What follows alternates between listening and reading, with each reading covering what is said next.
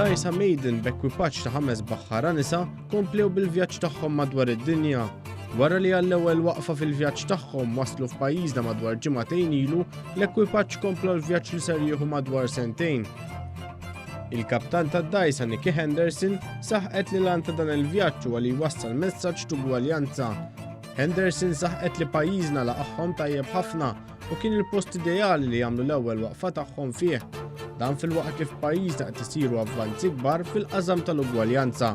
Gender equality in Malta is clearly very progressive. There's clearly a hunger for it. And like everywhere in the world, I think that we just need to try and keep embodying that hunger for gender equality, being role models for it, particularly mothers, women who have a very big influence on children, teachers. Sabiex issellem lill-ekwipaġġ qabel ikomplu l-vjaġġ tagħhom kien hemm preżenti fil-Marina tal-Birgu l-President ta' Malta Mary Louise Colero Preca.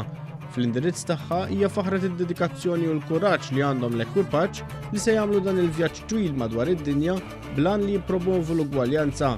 Hija saħqet li hemm ħafna xogħol xi jsir f'dan il-qasam f'bosta pajjiżi madwar id-dinja.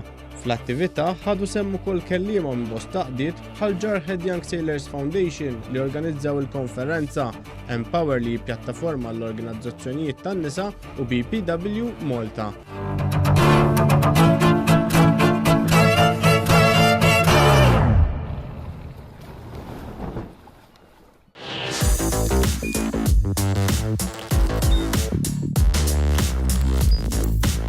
Idħol fuq one.com.mt u hemmhekk tista' tara l-programmi kollha li jxandru fuq One permezz ta' One Play.